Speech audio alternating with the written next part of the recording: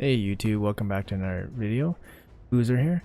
Today's video, we're going to go over a past fusion champion that I've basically been using ever since Plarium updated the Head of Decay to allow it to be provoked.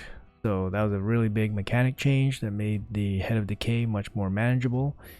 And you know, I'm pretty sure this fusion champion was basically vaulted for everyone and kind of written off for a long time, but after the Head of Decay update, definitely risen its stock up big time. So the champion that I'm talking about is Bivald the Thorn. So when Bival was first kind of released, sorry, I have the old fusion calendar here.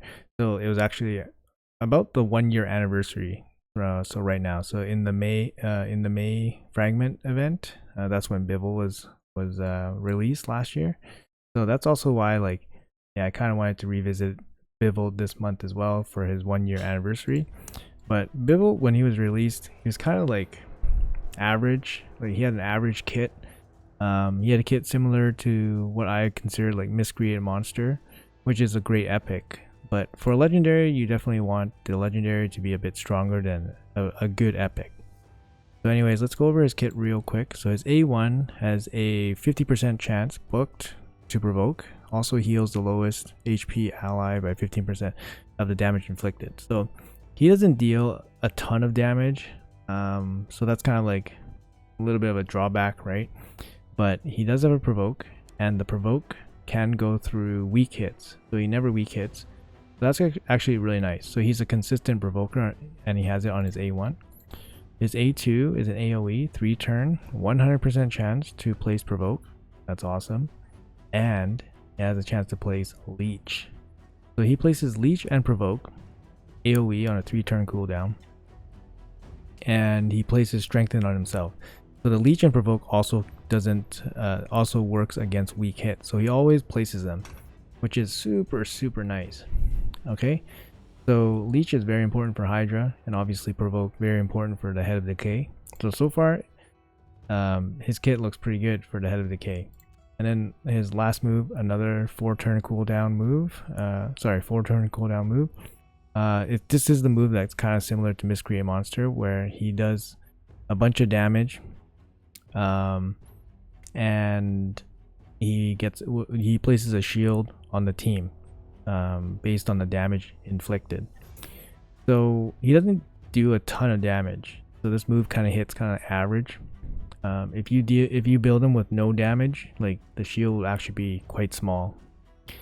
So that's just something to keep in mind. His main draw is basically his A1 and this leech placing and provoke. So he has double provoke moves, and his passive is kind of irrelevant, but it makes the provoked enemy hit you for a bit less. He has good base stats, very high HP, still has some defense to go with that, and he has HP aura. So he's actually a very good champion, but when he was released, provoke wasn't a very big deal. So, you know, he was kind of written off. I think even some people didn't even bother doing him, but he was just a fragment, so it's not really a hard fusion to do. So anyways, I'll show you guys my Bivald that I use. So this is the Bivald that I use. I basically use them all the way up to Nightmare. It really depends on what other champions I'm using. So if I need healing, if I have no healing on the team, I'll run Bivald. So for example, my main Hydra team has Necmo in it, Necmo Thar, which has leech. So I would not run Bivald of the Thorn with Necmo Thar, for example. Because the AoE leech is actually not super common, and it provides a pretty easy way for your team to sustain itself in Hydra. Just something to consider. So the way I built him, you know, decent enough HP. He doesn't need like 100k HP because he would never be the first to die. So you better to allocate your stats elsewhere. So you make him fast so he can cycle back to his provoke skills. I did give him a little bit of damage, mainly because my fastest gloves that worked for him were also crit rate, which actually works because this lets him consistently hit for a decent amount for his shield at least. You want him to have resistance because of his A2. It places strengthen on himself.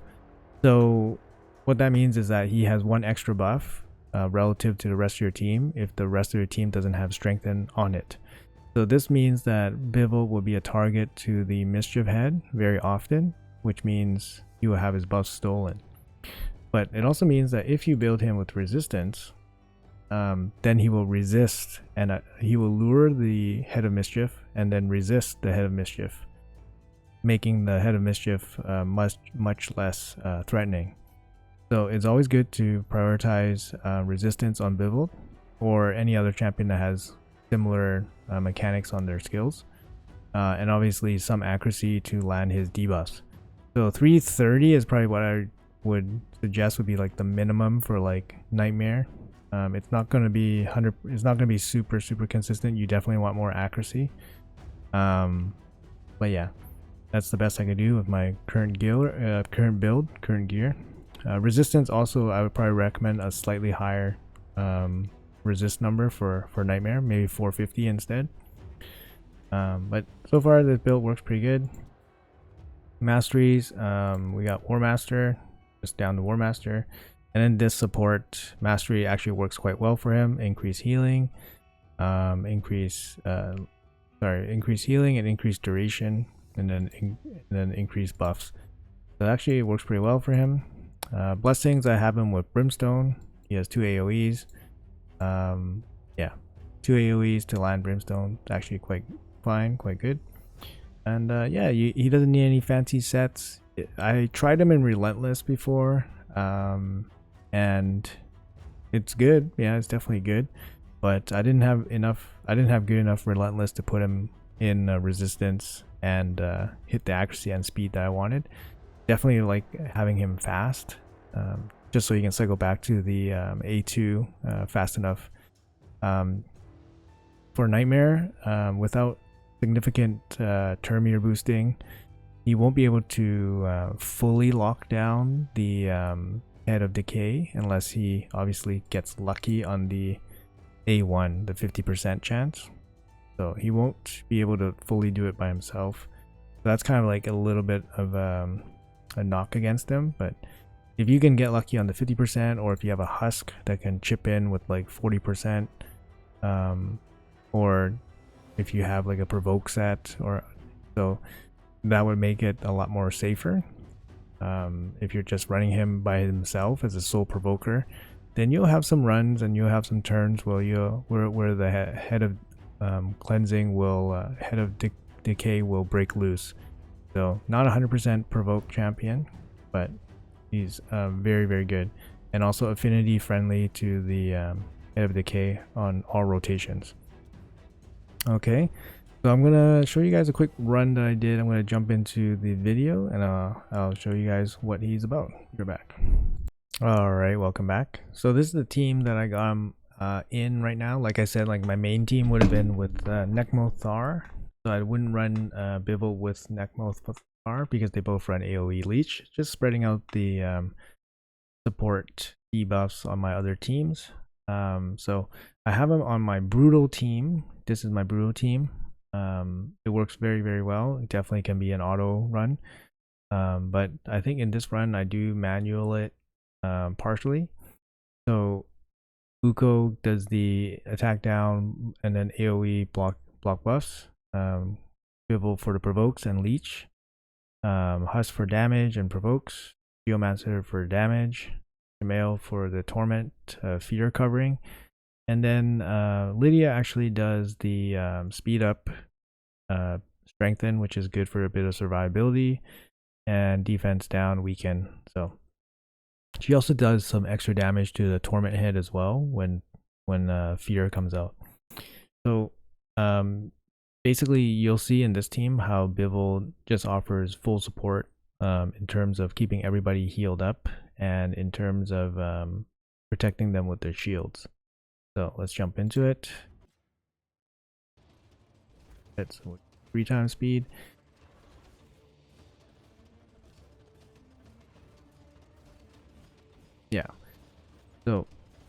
see the leech provokes are out. Bival basically is there just to obviously provoke this head of decay, make sure he doesn't break loose, and then provide the leech and then support with the big shields. So his shields actually, like I mentioned, are not super big because he doesn't deal a ton of damage.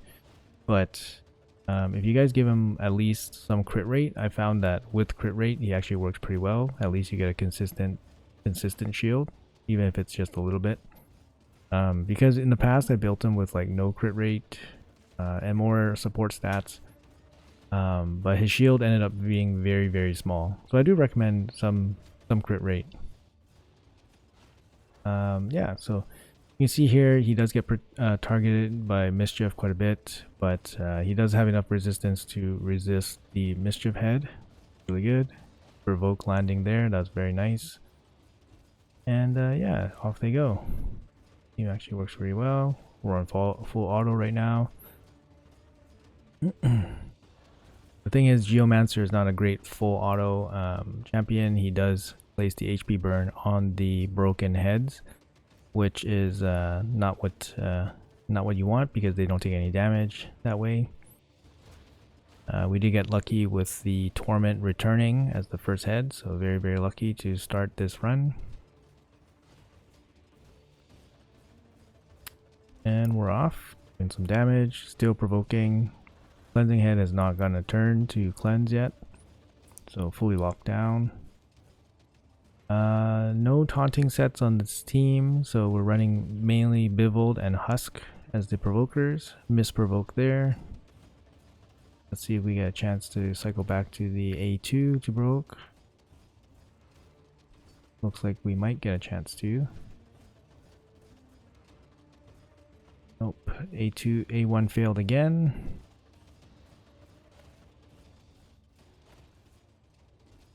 And Husk with the clutch provoke, saving Bivald.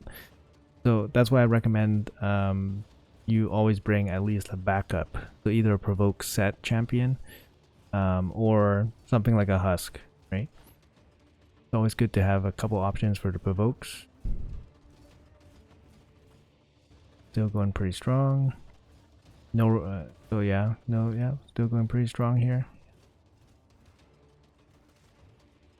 Okay.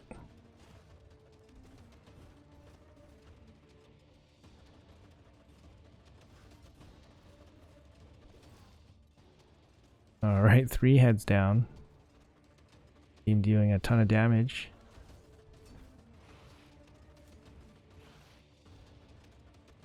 Okay. Lydia's really good with the block buffs, target block buffs, so you can always target the nasty one. So here, the poison cloud is out and is protecting the head of decay, but Bivald's A1 provoke and A2 provoke will go through the poison cloud. So remember the ability is that it doesn't fail to weak hits, so it never weak hits. So it always goes through the poison cloud, which is so nice. That's a really, really nice bonus from Bivald. All right, so this run's about a third over. I'm gonna let it run a bit more. We'll be right back at the end.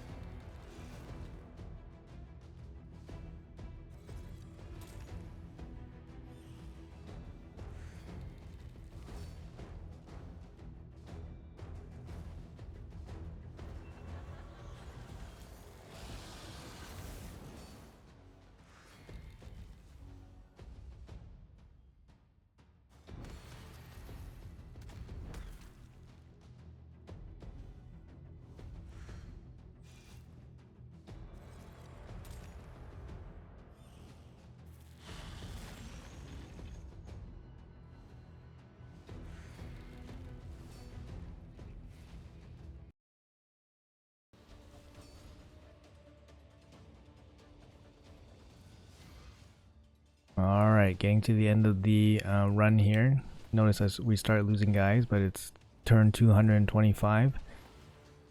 70 mil run. Not bad, not bad. Fine. Bival is the last man standing. Perfect for his video, I guess. There he goes. So 70 million, it's on brutal. This team can do nightmare, no problem. And yeah, Bivald doing 7 million damage, probably from mostly from Brimstone maybe, but Uko's doing 12 with Brimstone and Jamel boost. Jamel's doing 9, Lydia's doing 8, Geomancer doing most of the damage with Husk doing 14. Bivald doing most healing, most of the healing here, even more than max HP Husk. So he's doing his fair share. That's kind of what he's there for, just to heal up the team. But you can tell for the rest of the team, there's no way to really, no real other support champion. So all the support and healing is coming from Bivald. In terms of reviving, I don't think we used the revive until maybe super late. I think maybe we lost like one of the damage dealers, but not a big revive heavy run. So I'll show you guys the champions that I used real quick if you guys are interested in the champions. So Uko, I have him just fast in a stun set. This is for arena, so just enough accuracy for Hydra, make him fast, have enough survivability. He's in War Master, so he's not in a full arena build. Is it like a hybrid build for both formats? I was running Shamail. I think it was my second Shamail. Basically the same. I use him here. Oh, actually this one's quite worse. This one doesn't even have relentless gear. And then my Lydia. Yeah, my Lydia is just my dungeon Lydia, nothing special. She has enough resistance to resist Hydras, and then I have enough accuracy. So in a shield set, she's mostly for dungeon crawling. I have him in War Master, deal some damage. So let's see, Geomancer, this one. Relentless Geomancer, fast, has enough accuracy to do his stuff, some survivability. Husk was covered. I think that's it. I think that's gonna be it. So yeah, if you guys, and I'll show my Bivald one more time. Interested Bivald. So yeah, I mean, you know, it's a 1-year anniversary for this guy, for this fusion. I thought he was kind of average, but I was interested in picking him up anyways, just to have him. And I'm really glad I did. He's a really good champion for Hydra, and especially since the Head of Decay shows up in so many starting rotations, this guy is definitely skyrocketing like value. His value just shot up for sure. Also the AoE leech, and then just healing and shield really helps as well. Those things often get put on the back burner for sure for teams, but those are really important survivability buffs for Hydra teams. So anyways, hope you guys enjoyed the showcase. Make sure you guys use Bivald if you guys are needing provokers, and yeah, he'll do some good work for you guys. All right, I'll see you guys in the next video.